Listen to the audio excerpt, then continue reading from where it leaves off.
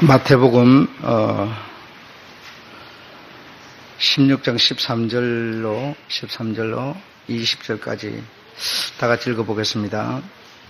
시작. 예수께서 가이사라 빌립보 지방에 이르러 제자들에게 물어 가라사대 사람들이 인자를 누구라 하느냐? 가로되 들으는 세례 요한, 들으는 엘리야, 어떤 이는 예레미야나 선지자 중에 하나라 하더이다. 가라사대 너희는 나를 누구라 하느냐? 시몬 베드로가 대답하여 가로되 주는 그리스도시요 살아계신 하나님의 아들이시니이다. 예수께서 대답하여 가라사대 바요나 시몬아 내가 복이 있도다. 이를 내게 알게 하니는 혈육이 아니요 하늘에 계신 내 아버지시라. 또 내가 내 이름이 너는 베드로라. 내가 이 반석 위에 교회를 세우리니 음부의 권세가 이기지 못하리라. 내가 천국 열쇠를 내게 주리니 내가 땅에서 무엇이든지 매면 하늘에서도 매일 것이요 내가 땅에서 무엇이든지 풀면 하늘에서도 풀리리라 하시고 이에 제자들을 경계하사 자기가 그리스도인 것을 아무에게도 이러지 말라 하시니라. 아멘. 심상지도를 바꾸라 라고 하는 제목입니다.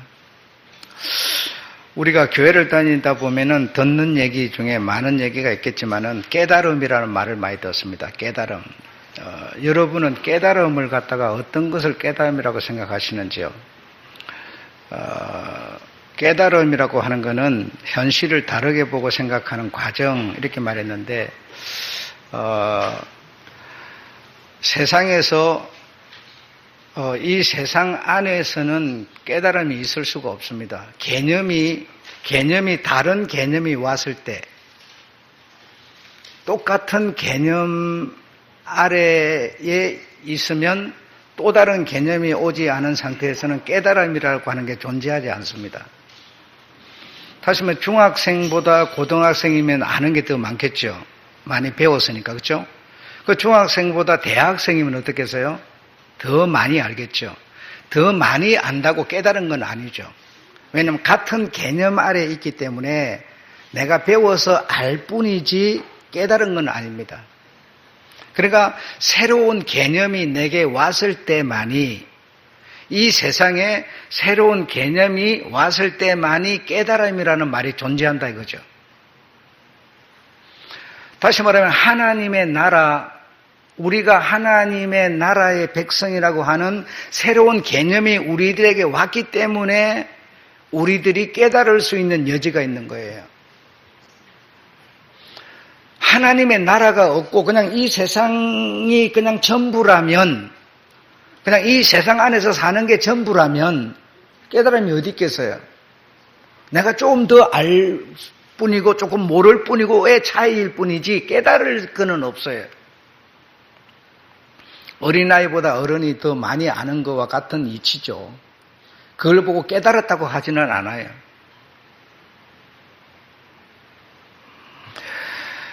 여러분, 우리는 지금 반드시 깨달아야 되는 부분이 있어요. 우리가 마음에 그리고 있는 지도들이 있는데 그 지도를 우리가 바꿔야 될 필요가 있어요. 그것이 어떤 지도를 바꿔야 되는가 하면, 그러니까 우리가 어떤 것을 깨달아서 분명히 알아야 되는가 하면, 우리의 본성이 바뀌어야 된다는 겁니다. 우리의 본성이 바뀌어야 돼요. 우리의 본성, 인간의 본성의 시작은 어디입니까? 인간이 가지고 있는 시작의 본성의 시작은 예수 그리스도예요. 하나님께서 사람을 창조하시되 어떻게 창조하셨습니까? 하나님의 모양과 형상으로 창조했어요. 하나님의 모양과 형상은 무엇입니까? 예수 그리스도예요. 예수 그리스도만이 모양을 가지고 형상을 가지고 있어요. 그래서 하나님이 사람을 창조할 때 어떻게 창조를 했는가 하면 예수 그리스도와 같게 창조를 했어요. 우리 인간들이 가지고 있는 본래의 본성의 시작, 처음은 어떠했는가 하면 예수 그리스도와 같았다라는 거예요. 예수 그리스도와 같았던 본성을 가진 우리 인간이 그 본성을 버리고 다른 본성을 갖게 된 거예요. 그게 바로 죄의 본성이라는 겁니다. 그래서 죄의 본성을 가지고 사람들은 이 세상 안에서 살고 있는데 예수 그리스도라고 하는 그 새로운 본성을, 그 개념이 이 세상에 들어오지 않으면 깨달을 수가 없어요. 깨달음이라는 게 존재하지 않는 거예요. 예수 그리스도의 본성, 하나님의 모양과 형상을 가진 인간, 그리고 예수 그리스도의 모양과 형상 같은 건데요. 그래, 인간을 하나님이 창조를 했을 때, 처음 창조를 했을 때 예수님의 정신과 예수님의 사랑과 예수님의 중심을 다 가진 인간으로 창조를 했어요. 그런 인간인 우리가 가졌던 그 본래의 본성을 잃어버린 거예요. 속삭이는 죄의 소리를 듣고 잃어버린 거예요. 그래서 이제 여러분에게 다시 새로운 본성이 내가 된 겁니다. 그래서 우리는 생각하는 것이나 말하는 것이나 모든 것이 이 세상 안에서 얘기만 하고 있는 거예요. 이 세상 얘기만 하고 있는 거예요. 이 세상이라는 굴레를 벗어나지를 못하는 거예요. 내가 건강하려고 하는 것도 이 세상 안에서, 내가 돈을 벌려고 하는 것도 이 세상 안에서 뭐죠? 이 세상에서 살아가는 삶의 얘기들을 할 뿐이에요. 그런 경우라면 깨달음이 없어요. 그런 삶을 살아가는 우리가 새로운 세계를 바라보고 새로운 세계에 도전하고 이렇게 될 때 뭔가 깨달음이라는 게 존재하는 거예요. 그렇지 않고는 깨달음이 인간에게 있을 수가 없어요.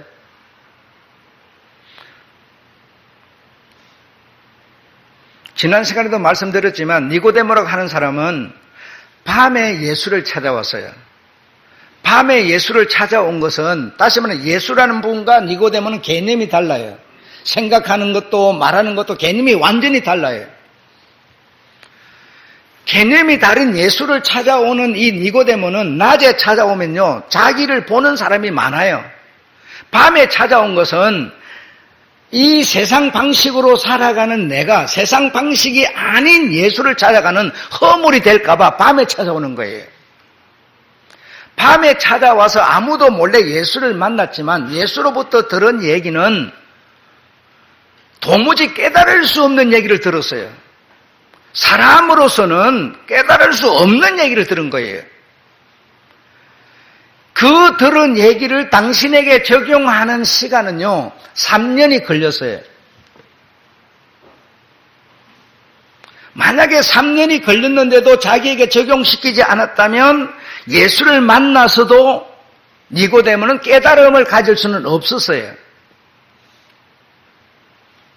마찬가지입니다. 오늘 우리가 예수를 만나기 위해서, 예수의 음성을 듣기 위해서 예수를 찾아오지만 그 예수의 음성을 듣고 우리가 깨달을 수 있는 시간은요, 3년인 사람도 있고요, 일생을 교회 생활을 하는데도 깨달지 못하는 사람도 있고요, 어떤 사람은 단번에 깨달은 사람도 있어요. 이 개념을 다른 개념으로 이해하지 않으면 절대로 깨달음은 생기지 않아요. 내가 목사가 앞에 나와가지고 여러분이 잘 알고 있는 세상 얘기를 그대로 하고 있으면 깨달을 수 있는 게 없습니다. 여러분이 알고 있는 개념과 다른 개념의 얘기로 여러분을 찾아갔을 때 어떤 사람은 깨달음이라는 게 생길 수가 있어요. 그래서 여러분이 교회를 나온 것은 이 세상 돌아가는 방식이나 세상에서 잘 살고 못 살고 세상의 선과 악 이런 얘기를 들으러 나오는 게 아니고요, 다른 개념의 얘기를 들으러 오는 겁니다. 하나님의 나라의 소식을 들으러 오는 겁니다. 예수 그리스도의 얘기를 들으러 오는 겁니다, 여러분. 개념이 서로 뭔가 달라야 내가 깨달을 수 있는 것이죠. 사람이 인간을 창조했을 때부터 하나님이 가지신 그 형상과 모양인 본성으로 창조를 했지만 인간들은 그것을 버려버렸어요. 죄를 사랑하여 죄에게다 던져버렸어요. 창세기로 돌아가 보십시오. 어떤 고백들이 창세기에 주고 받아지는가를 보면요. 내가 죄를 지었어요. 죄를 지은 나는 사람들한테 보이게 되면 사람들로부터 공격을 받을 거라는 것을 죄를 지은 사람은 알고 있어요.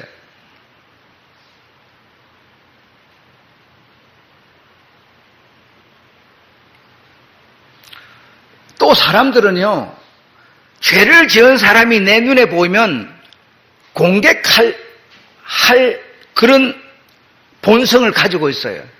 즉 다시 말하면 무슨 얘기인가 하면 죄를 지으면 사람들로부터 지탄을 받고 공격을 받아서 죽기까지 할 수 있다는 생각을 하고 있는 거예요. 다시 말하면 사람을 하나님이 처음에 창조했을 때는 죄라고 하는 것은 발을 붙일 수 없도록 하나님이 인간들에게 하나님의 형상의 본성을 닮아서 인간을 창조했다는 겁니다. 지금은 여러분 우리가 죄를 짓든 말든 뭔 상관이 있어요? 인간이 가지신 근본적인 본성대로 사는 것이 죄가 되기 때문에 인간이 가진 근본적인 본성대로 살지 못하도록 하기 위해서 이 세상의 법률들이 만들어진 거예요. 이 세상 법에 맞게끔 살아야지 세상 법이 아닌 방법으로 살려고 하면 바로 이 세상 법이 우리를 찾아와서 우리를 죄인으로 정죄하는 겁니다.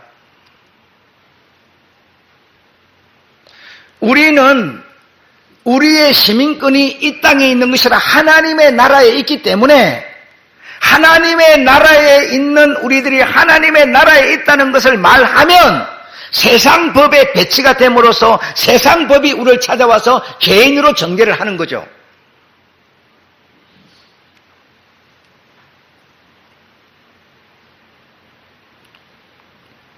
그럼에도 불구하고 우리는 끊임없이 새로운 개념에 예수 그리스도의 형성과 본성에 우리를 갖다가 맞추려고 하는 이 삶, 이 소리, 이것이 이 세상 사람들, 세상에게는 죄가 되고 나쁘게 보여지는 것이죠. 세상법은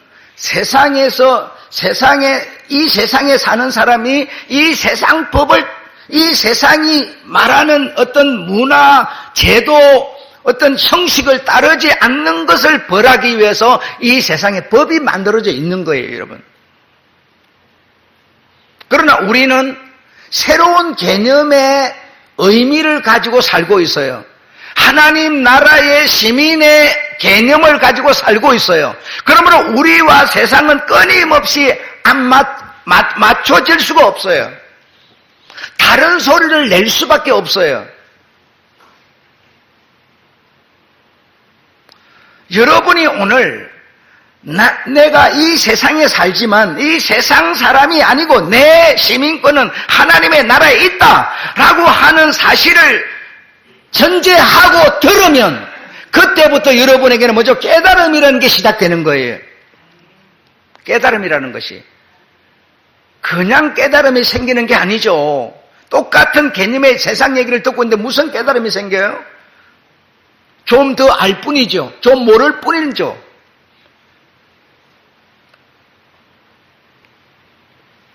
그래서 정말 내가 하나님 나라의 시민권이 있는 자로서 내가 가진 나의 진짜 처음의 본성은 예수 그리스도, 즉 그의 형상과 모양인 그런 본성이었다는 것을 우리가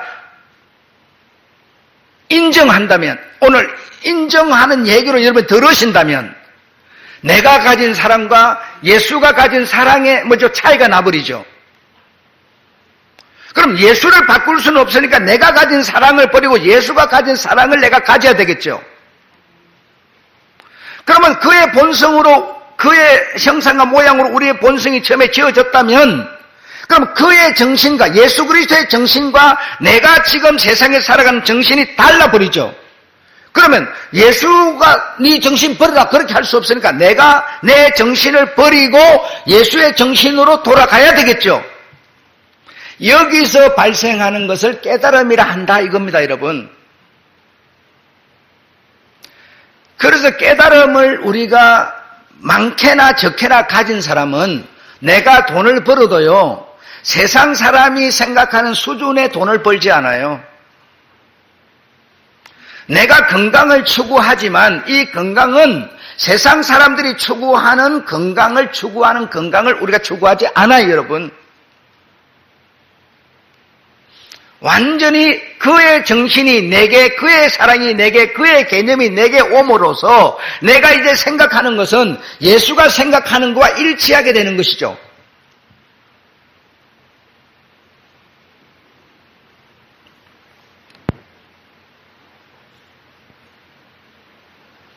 우리가 살다가 몇 년을 살든지 간에 살다가 모든 사람은 태어나서 똑같은 방법으로 죽는 거 아니겠습니까? 그렇게 죽음으로 끝나버린다, 모든 게 끝이다라고 생각한다면 내가 돈을 벌고 건강을 유지하는 이것이 예수의 정신과 뭐가 맞아지면 아무것도 맞아질 게 없죠. 그냥 나를 위해서 사는 것뿐이죠. 다른 사람은 뭐 하는 일이 잘 되는데 나는 안 돼요. 잘 되는 사람은요, 아무도 없어요, 여러분. 이 세상은 잘 되면 다리를 잡고 끌어내려요. 잘 되는 사람 잘 되라고 계속 밀어주는 곳이 세상이 아니에요, 여러분. 누가 잘 되려고 먼저 올라가면요, 끄집어 내려버려요. 그리고 자기가 올라가려고 그래요. 근데 세상에서 잘 될 수가 있겠습니까? 여러분이 돈을요, 이렇게 잘 버는 어떤, 이렇게, 뭘 만나가지고 이렇게 잘 벌면요, 잘 벌게 내버려 두면 좋은데 내버려 두질 않아요. 끌어내리고 지가 그 자리를 들어가려고 그래요. 그래서 내가 가발 장사를 하면 지도 가발 장사하고, 내가 피아노를 만들면 지도 피아노 만들고, 절대로 잘 되게 내버려 두는 세상이 아닙니다. 아니에요. 그런데 우리는 어떻습니까? 내가 뭔가 하다가 안 되면요, 하나님, 왜 내가 하는 일만 안 되게 하냐고. 다른 사람도 다 안 돼요, 여러분. 나만 안 되는 게 아니에요. 항상 내 생각만 할 뿐이죠. 처음에 하나님의 형상과 모양인 예수 그리스도는요, 우리 죄지은 인간이 가지고 있는 이기주의 같은 이기심이 예수에게 있지 않아요. 내가 안 되면, 내가 안 되는 것처럼 다른 사람도 안 돼. 그러니 다른 사람도 안 되는 거, 내 안 되는 거 당연한 거야, 이렇게 생각하는 거예요, 예수는. 그런데 우리는 뭐요? 나만 안 된다는 거예요. 맨날 나만 안 되고 다른 사람은 다 잘 된다는 거예요. 이렇게 여러분, 우리가 생각하는 거는 예수가 생각하는 거와 너무나 차이가 나는 겁니다, 지금.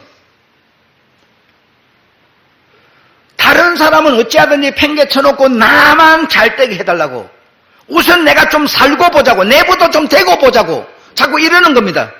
이러한 마음, 신상의 지도를 그리고 있어요, 우리는요. 이 지도를 바꿔야 합니다, 이게. 내가 안 되는 것처럼 다른 사람도 안 돼.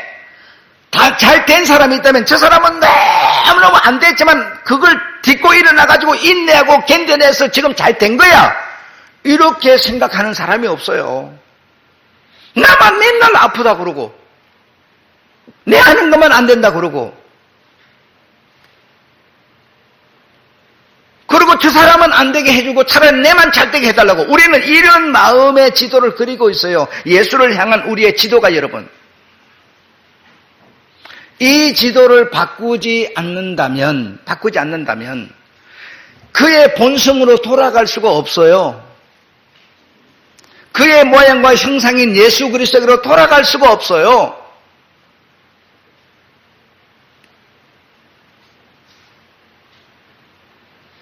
니고데모는 3년 만에 도무지 학자로서 깨달을 수 없는 얘기를 듣고요.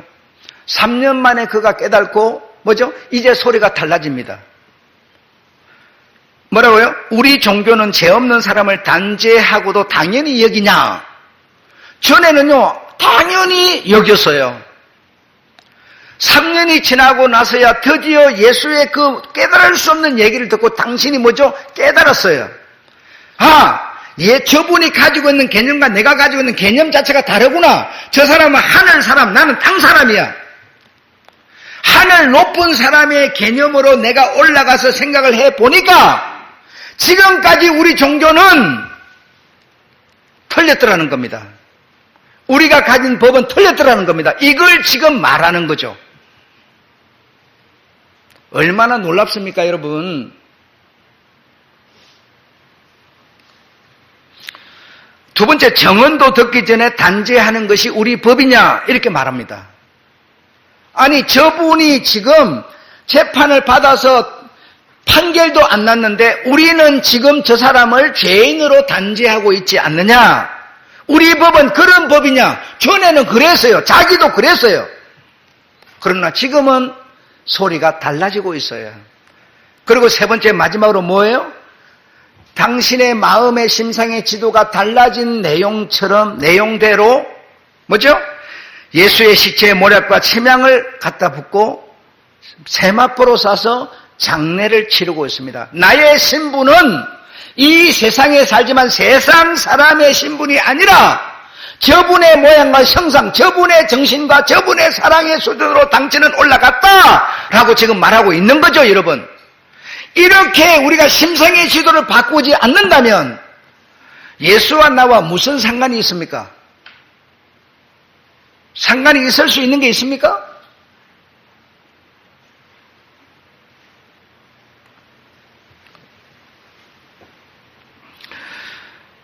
예수께서 오늘 본문에 보면요, 제자들을 데리고 가이사라 빌립보로 가이사라 빌립보는 물이 흐르는 곳, 물이 많은 곳이란 뜻이에요.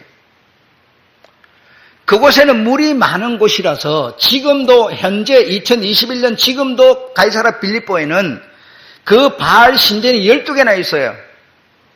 바알 신이라고 하는 것은 다신입니다. 많은 자식을 낳는 신이기 때문에, 그래서 많은 자식을 낳으면은 그 많은 자식이 풍요를 이룬다고 생각하는 신이에요. 그래서 그 신전에서 끊임없는 매춘 행위가 자행되는 그런 곳입니다. 왜? 다신이기 때문에. 많은 자식을 낳아야만 내가 풍요로운 사람이 된다고 생각하기 때문에 이곳으로 제자들을 데리고 가셔서 주님이 질문을 하십니다. 세상 사람들이 나를 보고 뭐라고 하더냐? 세례 요한이라고도 하고요, 예레미야라고도 하고요, 엘리야라고도 하고요, 막 그럽디다. 그럼 너희는 나를 누구라 하느냐? 라고 물었어요.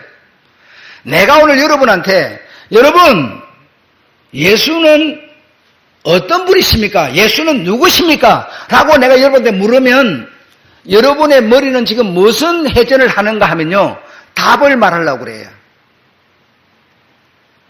너희는 나를 누구라 하느냐 했기 때문에 답을 지금, 예수는 동정녀에게서 태어났어요. 예수는 하나님의 아들이에요. 예수는 십자가에서 죽었어요. 예수는 3일 만에 살아났어요. 예수의 가난 지식을 여러분은 지금 딱 내놓으려고 준비를 하는 거죠. 예수에 대해서 내가 여러분한테 딱 물으면. 그런데 예수가 이 물음은 답을 말하는 게 아니었습니다. 답을 말하는 게 아니었어요. 참 놀라운 일이죠. 그래서 이 제자들을 데리고 가이사라 빌립보로 물 많은 곳으로 데리고 가서 물어보는 겁니다. 너희는 나를 누구라 하느냐? 하니까요, 이 제자들은 그 딱 질문을 듣는 순간부터 답을 말하려고 그랬어요. 그러나 내가 원하는 것은 답이 아니야.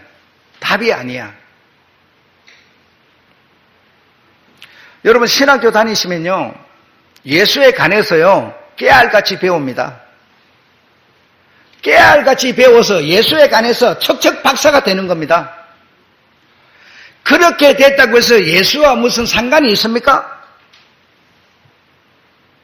예수와 친밀해진다거나 예수와 연합을 한다거나가 되는 겁니까? 안 됩니다. 지금 예수는요, 이 질문을 한 것은 너희들이 나와 친밀해지고 연합을 해야 한다. 너와 내가 하나가 되지 않고 연합하지 않고 친밀해지지 않고 가까워지지 않는다면 너희가 어떤 답을 내놓는다 할지라도 나와는 아무런 상관이 없다는 얘기를 하고 있는 겁니다. 그래서 주님께서 그들에게 이 질문의 답을 던져주는 것은 나를 따르라라는 겁니다. 나를 따르라. 예수에 관한 지식을 듣고자 했던 것이 아니에요. 많은 하나님의 나라나 신성이나 예수님이나 성령님이나 온갖 말씀을 주님이 제자들에게 교육하셨지만 그 들은 것에 관한 답을 너희들이 알고 있나 그걸 확인하기 위해서 이 질문을 한 것이 아니고 너희가 정말 나를 안다면 너희가 정말 나를 배움을 통해서 가르침을 통해서 바로 안다면 내가 원하는 것은 무엇이냐? 나를 따르라라는 것이죠. 나를 따름으로 인하여 발생하는 따름으로 인하여 얻어지는 깨달음을 가져라라는 것입니다.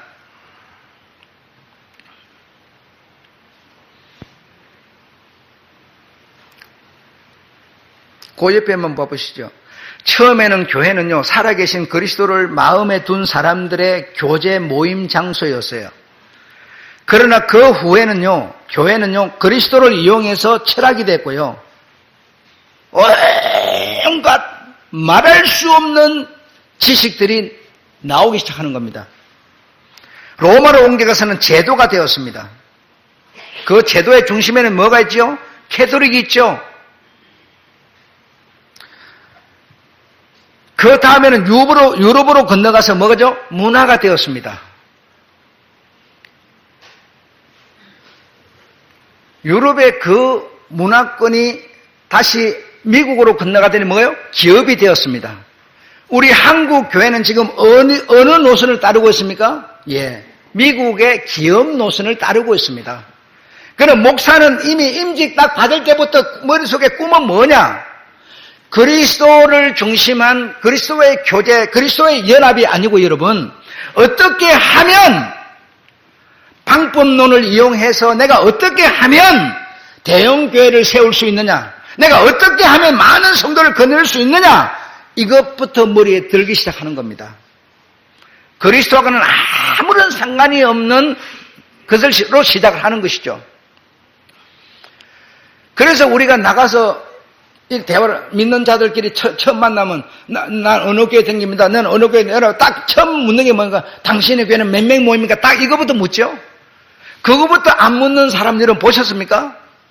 예, 그들에게 무슨 그리스도의 친교와 그리스도의 연합이 있겠습니까? 기업 정신이 우리들 머릿속에 꽉꽉 차버린 겁니다. 벌써. 그리스도를 정말 따르는 사람이라면, 정말 그리스도를 중심한 친교의 어떤 그리스도를 중심한 교제의 모임이라면 몇 명 모입니까? 라고 질문 자체가 결이 달라져 버려요. 결이 달라지는 것이죠. 얼마나 지금 주님 오실 날 가까운 이때에 내가 그리스도가 정말 오신다면 그리스도 오시는 그분과 내가 만남이 이루어져서 잔치에 정말 들어갈 수 있는 자격은 갖추고 있는가는요, 생각을 안 합니다. 생각을 하지를 않아요. 거기까지 우리의 깨달음이 오지를 않아요, 지금. 우리가 그거 안 하려면요, 그거 안 되려면요, 이렇게 할 이유도 없습니다. 그게 우리의 마지막 소원입니다. 꿈이에요. 이것만이 우리의 희망이에요, 여러분.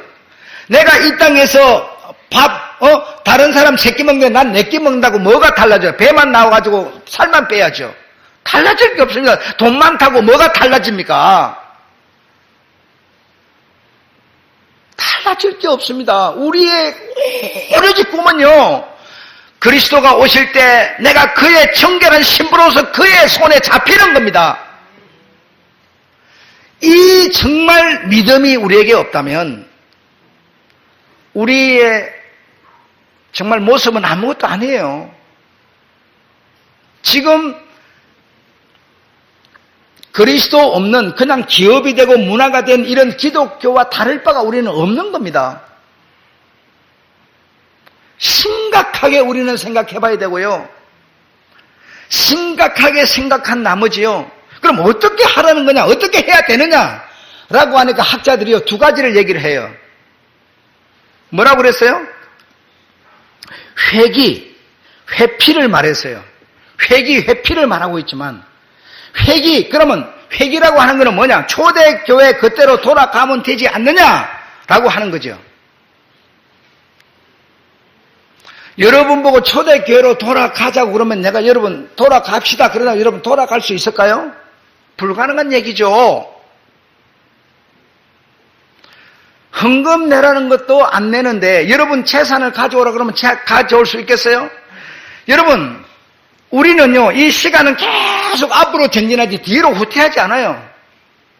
듣기는 근사한, 초대교회로 돌아갑시다. 듣기는 근사한 소리지만요, 내가 유주나 준이 심성으로 돌아갑시다. 여러분, 웃기는 소리죠. 어떻게 저 아이 심성으로 내가 돌아가요, 여러분? 듣기는 감상적인 소리지만 아무 의미 없는 소리예요. 말장난만 하는 거죠. 철학만 내세우는 거죠. 여러분, 이런 상황에 대해서 어떻게 해야 되겠느냐?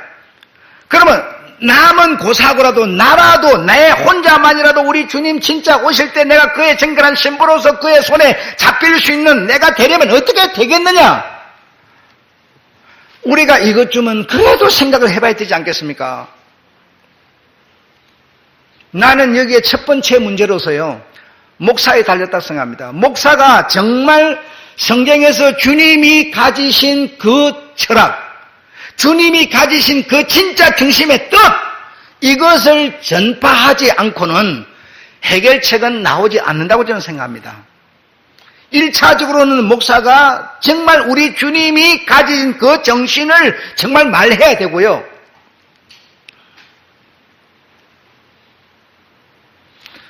교회들이 이런 기업정신, 문화정신에서 돌아서야 합니다. 한국 기독교 여러분, 지금 교회들 가보세요. 다 교회 안에 카페 차려놓고요. 그래서 나라에서 이제 교회가 카페 하면 돈 벌지 않느냐, 그러니까 세금 물리고 있고요. 별짓 다 하고 있어요, 지금. 이런 문화가 됐는데, 노래 부르는 문화, 춤추는 문화, 모든 것이 문화가 됐는데요. 이 춤을 통해서, 노래를 통해서 하나님께 영광, 하나님께 예배가 아니라요, 문화가 됐어요. 문화가 됐어요. 이것을 정말 철폐하지 않는다면 희망은 저는 없다고 봅니다.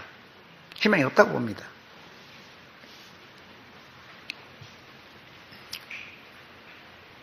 세 번째로는 예수를 따르지 않고 우리가 예수에 관한 내용을 많이 아는 것은요, 아무 소용이 없습니다. 주님이 나를 누구라 하느냐라고 물은 그 이면에 주님의 정신과 주님이 요구를 바라는 그 답은 무엇이었는가 하면 나를 따르라였어요. 나를 따르라. 나를 따름으로 너희들이 깨달을 수 있을 것이라. 깨달을 수 있을 것이라. 나를 따르라의 근본이 되고 기본이 되는 것은 여러분 무엇이겠습니까? 예수님이 나를 따르라, 나를 따르라. 자, 그때도 지금도 주님은요, 나를 따르라 하십니다. 베드로를 부르실 때도 요한을 부를 때도 나를 따르라 했어요. 따르라 했어요. 그러면 따른다고 할 때, 그럼 내가 따른다. 어떻게 따르나? 바울은 먼저 나를 따르라. 전부 나를 따르라 그럽니다. 오늘 우리에게 주님이 나를 따르라라고 한다면 따름의 가장 기본이 되는 것은 무엇이겠습니까? 바로 예배입니다, 여러분. 시편에 보면요, 성도는, 한번 따라합시다. 성도는 하나님께 예배하기 위하여 있는 자니라. 성도라고 이 세상 사람들과 구별된 성도들은요, 첫 번째 의무가 뭐냐? 예배입니다. 예배라고 하는 것을 통해서 우리는 예수를, 하나님을 따르는 행위 첫 번째에 들어가는 겁니다. 예배를 드리지 않고, 하나님 앞에 와서 예배와 경배를 드리지 않고 예수를 믿는다 하는 것도요, 하나님이 원치 않으시고요, 예수에 관한 지식을 깨알같이 알고 있다고 하더라도 원치 않으신다는 겁니다. 깨알같이 내가 모르고 있다 손치더라도 그 예수께 경배하기 위해서 헌금을 들고 시간을 들여서 물질을 들여서 예배 장소로 나오는 이것이야말로 주님이 원하는 따름이라는 겁니다. 따름이라는 겁니다. 얼마나 많은 사람들이 예수 앞에 나와서 예수를 따르는 행위인 예수 앞에 나와서 예배 드리는 예배를 소홀히 하고, 그런 사람들 입에서 예수에 관한 소식에 대한 지식이 얼마나 많은지 아십니까? 그 많은 걸 주님은 원치 않으세요. 나를 따르라. 나를 따르라. 나를 따르면 따름에서 발생하는 깨달음이 있을 것이라. 그 깨달음으로 말미암아 오는 영적인 영감과 생명수가 바로 기름이에요. 그 기름을 가지고 등을 밝히고 있는 자가 누구인지 모르지만 그 자가 주님의 정결한 신부라는 것이죠. 여러분은 아무튼 이런 앞으로 또 교회 가지 말라 이런 말이 또 나올 수 있겠죠. 그런 말이 나오고 안 나오고가 문제가 아니라 정말 예수를 진심으로 전심을 다하여서 열심을 다하여서 주님 앞에 나갈 때 빈손 들고 가냐, 빈손 들고 가지 말고 정성을 담아서 우리가 예배를 드리는 이 행위는요, 예수를 따름의 첫 번째라는 겁니다. 첫 번째. 누군들 그 위험을 무릅쓰고 교회에 와서 예배를 드리고 싶은 사람이 어디 있어요, 여러분? 없어요. 어느 교회는요, 몇 프로만 와서 교회에서 예배를 드리라 그러니까요, 나는 교회 가서 예배를 드려야 되겠다. 그냥 집에서 그냥 이 인터넷을 보고 화면을 보고 예배 드리면 다 좋잖아요. 편하잖아요. 그런데 나는 어떤 상황이 있어도 나는 교회 가서 예배 드리겠다. 투표를 해, 투표를. 그 교회 가서 그것을 드리나 여드나 뭐가 달라요, 여러분? 다를 게 없지만 나는 교회 가서 내가 내 목숨을 담보로 해서라도 난 가서 드려야 되겠다. 투표를 해가지고 투표해서 뽑힌 사람만 교회 와서 예배를 드려. 그가 할머니가 되든지 어린애가 되든지 상관 안 된다는 거예요. 이렇게 정말 예수를 따른다고 하는 것은 집에 앉아서 화면 보고 있는 게 따르는 거 아니에요. 위험을 감수하고요, 목숨을 담보로 하고요, 내 물질을 손해를 보면서요, 실제로 내 삶을 말하는 겁니다. 예수가 이 질문을 한 것은 너희들이 얼마나 그동안 배워가지고 답을 정확하게 내놓나 이거 들으려고 했던 게 아니었어요. 너희는 언제까지나 나를 따라야 한다. 위협이 오더라도 나를 따라야 한다. 라고 했지만 역시 그들 역시도 성공하지 못했어요. 이런 상황 저런 상황에서 다 부인하고 실패하고 넘어졌지만 주님께서 그들을 다시 불러셔서 또 나를 따르라. 맨 마지막 베드로에게 하신 말씀은 나를 따르라. 그럼 당신이 가버리는데 어디를 따라간단 말입니까? 내 양을 먹이는 것이 나를 따르는 것이야 라고 주님이 가르쳐 주시죠. 그러므로 우리는 예배를 정말 우리 주님 앞에 내 성과 열을 다해서 드리는 것이 예수를 따르는 것이라는 것을 믿으시기 바라고요. 그냥 세상의 개념의 얘기를 들으려고 교회에 오는 것이 아니라 차원이 다른 개념의 얘기를 듣기 위해서 우리는 교회를 오는 것이고, 와서 다른 개념의 얘기를 들을 때 우리에게 뭐가요? 깨달음이라는 것이 발생한다라는 겁니다. 그 깨달음을 통해서 우리 주님께서 끊임없는 생명수의 영감을 여러분에게 불어넣어 주시고, 그 영감, 생명수, 그것으로 말미암아 여러분이 충만하여서 계속 유지해가는 사람을 주님이 원하고 계시는 것이고요. 세상 것에 너무 정신을 팔리지 마세요. 나도요, 몸이 아프고 막 이렇게 조급하고 바쁘고 이렇게 하다 보면 내가 쭉 유지해가는 하나님 나라와 연결되는 그 영감에서요, 이게 툭 떨어져요. 낙오가 되더라고요. 몸이 아파도 그렇게 되고요. 이 손을 이렇게 들기가 제가 거북해, 오른손이 아파가지고. 이 몸이 아파도 이게, 너무 세상 것에 내가 이렇게 함몰되어 버리면 내가 유지해가는 영적 영감이 떨어지더라, 이 말이죠.